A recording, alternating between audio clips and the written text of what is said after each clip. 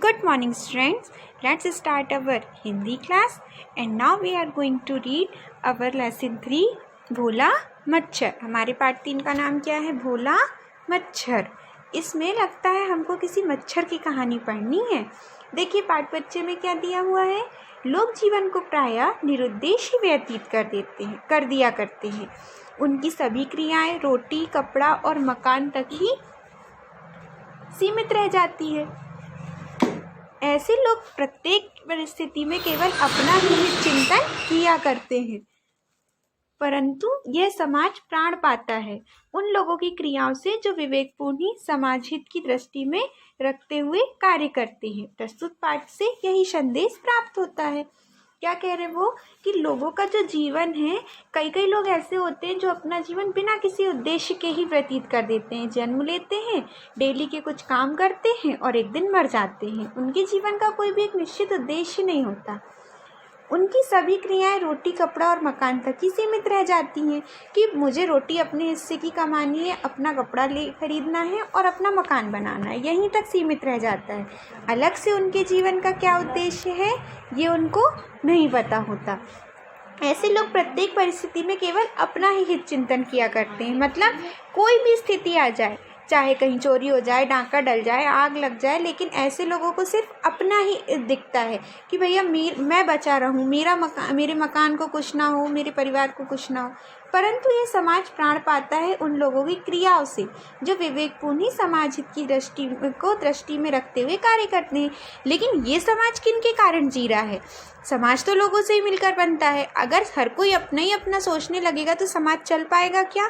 नहीं चल पाएगा। समाज को चलाने का काम वो लोग कर रहे हैं जो कि सिर्फ अपने बारे में नहीं सोच रहे हैं, बल्कि अपने विवेकपूर्ण कार्य यानी अपने दिमाग से किए गए काम से समाज हित पे काम कर रहे हैं। प्रस्तुत पाठ से हमको यही संदेश मिलेगा। चलिए अब पाठ पढ़ते हैं। अंडे से प्यूपा और प्यूपा से बने मच्छर ने जब अपने आसपास दृष्टि दौड़ाई तो उसे अपनी ही तरह अनेक मच्छर इधर उधर बैठे दिखाई दिए। कई मच्छर तो अभी प्यूपा के ही स्थिति में थे। वे भी धीरे धीरे रेंगकर अपने साथियों के पास रुक गए।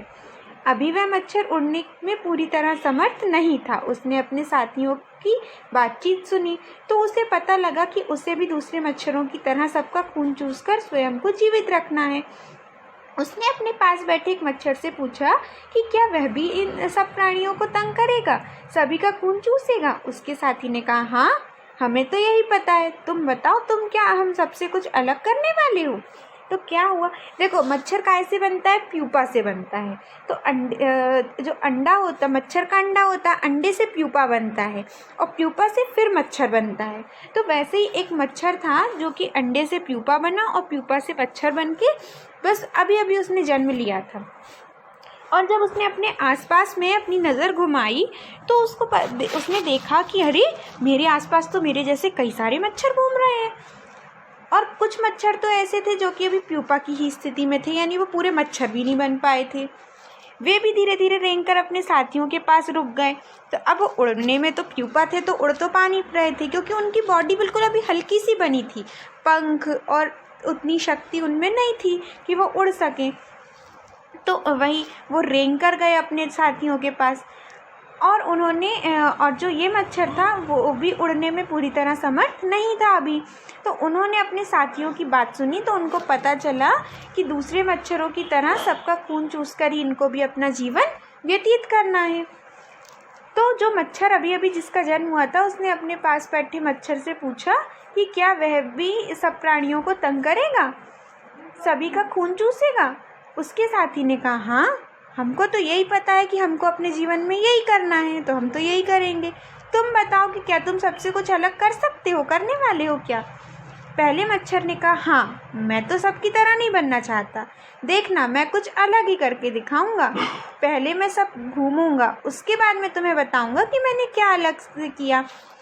तो जो पहला मच्छर था उसने दूसरे मच्छर से क्या कहा कि हाँ मैं जैसा सब कर रहे हैं वैसा नहीं करूँगा, क्योंकि मैं तो सबकी तरह नहीं बनना चाहता भैया, मेरे को तो कुछ अलग बनना है। देखना मैं कुछ अलग करके दिखाऊंगा। सबसे पहले तो मैं चारों तरफ घूमूंगा, उसके बाद मैं तुमको आकर बताऊंगा कि मैंने क्या अलग से किया है। उस मच्छर की बात सुनकर कुछ और मच्छर उसके पास आ गए, परंतु उसकी बात किसी की समझ में नहीं आई। साथियों ने उसे नाम दिया भोला मच्छर। तो क्या हुआ कि उसकी बात, अब वो ऐसी बात कर रहा था तो आस पड़ोस के मच्छर भी उसके पास आ गए और उन्होंने उससे कहा, उसके पास आके उसकी बात सुनी, लेकिन उसकी बात किसी को समझ में नहीं आई। उसके साथियों ने उसको क्या नाम दे दिया, भोला मच्छर। जब उस अनोखी समझ वाले मच्छर ने देखा कि अब वह पूरी तरह से उड़ सकता है तो वह घूमने के लिए निकल पड़ा। अब वो प्यूपा से मच्छर बन गया तो उसको अब लगा कि हाँ, अब मैं ठीक से उड़ सकता हूँ, तो वो घूमने के लिए निकल गया। वह बहुत से स्थानों पर गया और वहाँ अनेक दृश्य देखे। तो अब वो क्या हुआ कि वो अलग अलग जगहों पर गया और उसने अलग अलग चीज़ें देखी, अलग अलग नज़ारे देखे। नदियाँ देखी, पर्वत देखे, जंगल, इंसानी बस्तियाँ, पशु पक्षियों के रहने की जगह आदि। परंतु कुछ ऐसे दृश्य भी थे जो उसके मन को छू गए और तब उसकी समझ में आया कि देखिए क्या हुआ कि उसने क्या क्या देखा, नदियाँ देखी, पर्वत देखे, जंगल देखे, इंसान जहाँ रहते हैं वो इंसानी बस्तियाँ देखी, पशु पक्षियों के रहने की भी जगह देख ली। ऐसी बहुत सी जगह वो घूमा और कुछ दृश्य तो उसने ऐसे भी देखे जो उसके बिल्कुल मन को छू गए, उसको बहुत अच्छे लगे। तब उसकी समझ में आया कि अब उसका क्या काम है। तो उसको फिर समझ में आया कि अब उसको क्या करना है। उसने सोचा कि जहाँ कहीं भी अत्याचार हो रहा हो, उसका काम उस स्थान के अत्याचारियों को सताना है। तो उसने क्या कहा, समझा कि जिन जगहों पर अत्याचार हो रहा हो, यानी किसी के साथ गलत काम हो रहा हो, किसी को जबरदस्ती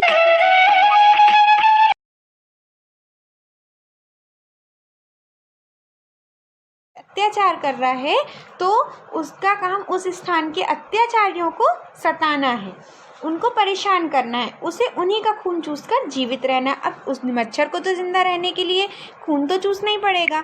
तो वही उसने क्या सोचा कि मैं खून तो चूसूंगा, लेकिन किनका खून चूसूंगा, जो लोग दूसरों को सता रहे होंगे। भोला मच्छर एक ऐसी जगह गया जहां उसने देखा था कि बहुत से जवान लोग आराम से बैठे गपशप मार रहे थे और बूढ़े और कमज़ोर व्यक्ति दिन भर काम कर रहे थे। तो जो भोला मच्छर था वो कौन सी जगह पर गया, जहाँ पर बहुत से जवान लोग, अच्छे खासे हष्ट-पुष्ट लोग आराम से बैठकर बातें कर रहे थे, हंस रहे थे, और बूढ़े और कमज़ोर लोग दिन भर काम कर रहे थे। उसे बहुत बुरा लगा, उसको ये चीज़ देखकर बहुत गंदा लगा कि ये ऐसा कैसे हो रहा है। भोला मच्छर ने 2-3 व्यक्तियों को बड़ी ज़ोर से काटा और तुरंत वहाँ से उड़ गया। तो भोला मच्छर ने क्या किया कि उन जवान लोगों में से 2-3 को बहुत ज़ोर से काट लिया और वहाँ से तुरंत उड़ गया। उड़ते उड़ते भोला मच्छर जब एक घर के पास से गुजर रहा था तो उसने देखा कि घर के सदस्यों पर कुछ भयानक से दिखने वाले लोग बंदूक ताने खड़े हैं। तो क्या हुआ कि जब वो उड़ते उड़ते अपने घर वापस जा रहा था तो उसने देखा कि एक घर है जिसमें कुछ मतलब साधारण से लोग हैं, जिनके ऊपर कुछ भयानक से दिखने वाले लोग, यानी डाकुओं की वेशभूषा तो थोड़ी भयानक ही होती है, तो ऐसे दिखने वाले लोग बंदूक ताने खड़े हैं। एक दो व्यक्तियों ने तो उन्होंने मार भी दिया है। तो ऐसे कुछ लोग, 1-2 लोग हैं जिनको उन डाकुओं ने मार भी दिया। सभी डरे और सहमे हुए से खड़े हैं। एक बच्चा चीखा तो उन्होंने उसे भी वहीं ख़त्म कर दिया।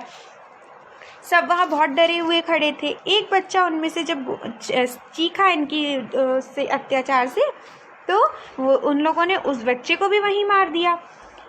उस समय भोला मच्छर को बहुत क्रोध आया। उस समय तो भोला मच्छर बिल्कुल एकदम आग बबूला हो गया, उसको बहुत गुस्सा आ गया।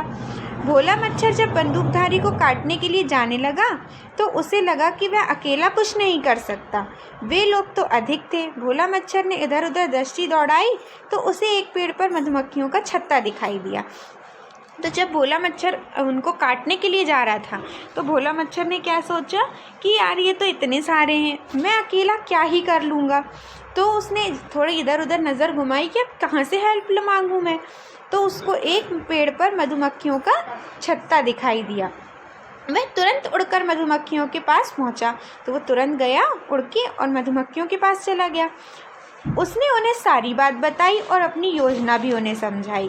तो भोला मच्छर ने क्या किया कि सारी बात अपनी मधुमक्खियों को बताई, क्या हो रहा है, कैसे हो रहा है, और उसने उनको करना क्या है अपनी योजना भी समझा दी। मधुमक्खियों को भी उसकी योजना पसंद आई।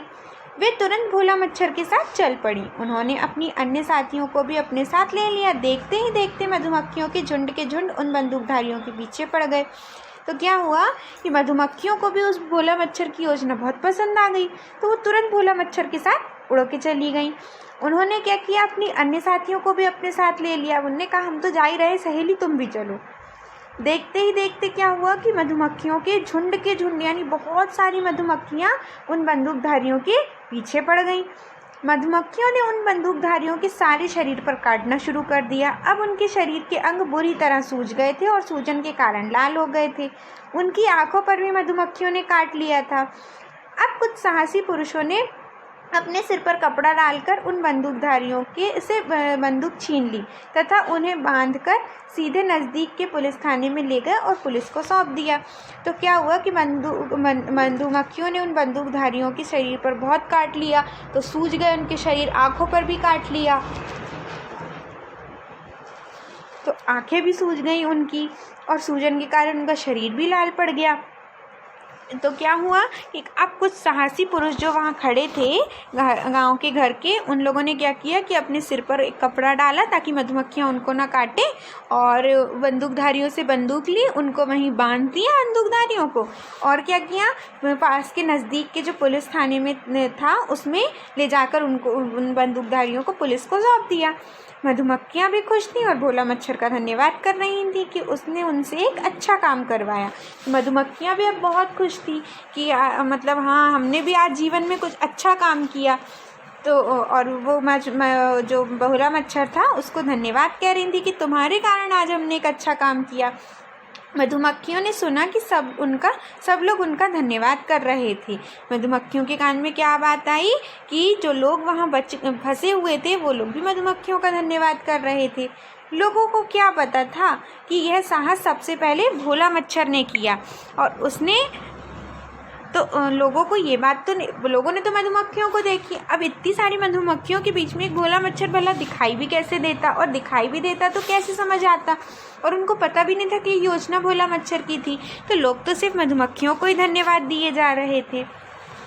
और अब लोगों को क्या पता कि उनसे अच्छा काम करवाया, अन्यथा वे तो स्वभावश सभी को काटती थीं, क्योंकि वे सोचती थीं कि वे तो छोटी सी हैं, वे कैसे किसी की मदद कर सकती हैं।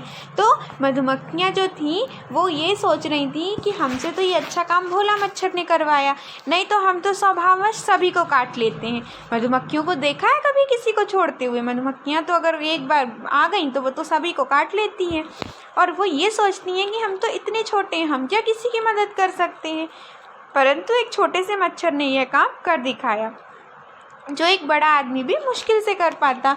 लेकिन क्या हुआ, एक छोटे से मच्छर ने वो काम करके दिखा दिया जो कि कोई बड़ा आदमी भी बड़ी मुश्किल से कर पाता।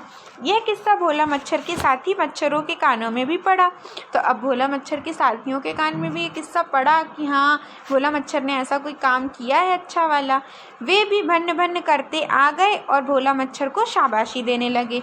तो मच्छर जब आते तो भन भन की आवाज़ आती ना, बस वही आवाज़ करते करते वो आए और उन्होंने भोला मच्छर को शाबाशी दी। भोला मच्छर के साथियों ने भी यह संकल्प किया कि आगे से वे भी उसके भलाई अभियान में उसके साथ काम करेंगे। तो जो भोला मच्छर के साथी थे उन्होंने क्या निश्चय किया, क्या बात मानी कि अब आगे से भोला मच्छर का जो अच्छे काम होंगे, भलाई वाले काम होंगे, उसमें वो लोग भी भोला मच्छर का साथ देंगे। और उसके बाद से भोला मच्छर उनका नेता बन गया और उन सब ने मिलकर गलत काम करने वाले अन्य लोगों को सबक सिखाया और यह बताया कि निर्बल प्राणी भी यदि संकल्प कर ले तो वह भी बड़े से बड़ा काम कर सकता है। तो भोला मच्छर उनका जो नेता बना, मुखिया बन गया उन सभी मच्छरों का, और वो लोग ऐसे ही अच्छे अच्छे काम करने लगे।